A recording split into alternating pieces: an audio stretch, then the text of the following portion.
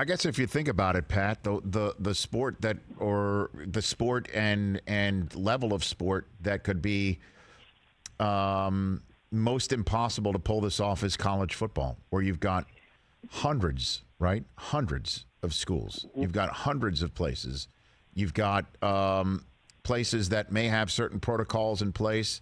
You know, in the Big Ten are different from another conference that comes into somebody's building, and then whatever conference bubble community that could have been created gets pierced on the spot.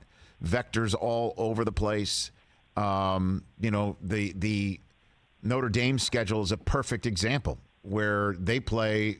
It's like I say, it's like a United Nations of teams, different conferences, different time zones, all over the place. And maybe some conferences are ready to go and other conferences can't. And then how in the world does everybody play the same schedule, number of games? I mean, your head spins when you think about it. But they have to financially get going, though, right? They can't just forego and punt. That would change the finances of collegiate sports writ large for years, Pat, right? Oh, absolutely. Yes. From a financial economic standpoint, this season is must play. Now, we'll see if health and safety concerns trump that. Right. But for now, that's absolutely the approach that athletic directors are taking. Like, we've got to play football.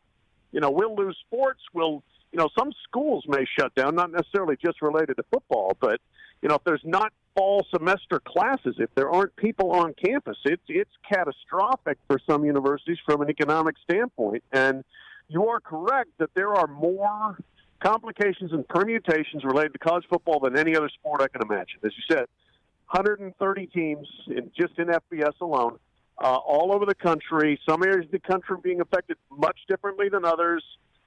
They are on campuses with thousands of other students, all who, you know, most of them come from all different places to get there. And then, you disperse to go play a game, and then you come back to the same campus. You know, I mean, it's going to be really, really, really hard, even without throwing in the face-to-face exertion of the sport itself and the contact level of it. You know, exactly. So, I mean, this is right. Yeah, this is tough. So then I guess the final one for you, Pat, is when do you think the go, no go is going to be? I mean, here we are in the middle of June. We are seeing the NBA try it out, but they're creating their own campus, or we'll call it a bubble. They're calling it a campus. You know, baseball, there's actually some news on that front that I'm going to get to in a second, where both sides are actually, you know, the skies might be brightening just a slight bit. But you've got, you know, hockey's going to give it a whirl. The NFL's only got 32 teams. So what do you got for me on a go, no go, do you think, for college football here? Yeah, you know, I mean, a lot of the people I talk to were happy to kick the can down the road on go, no go. And I don't blame them, because they should, you know, and they kicked it till June 1. Okay, yeah, now we're going to have players back on campus. It's now middle of June. Maybe by July 1, we got a better feeling for how this is going.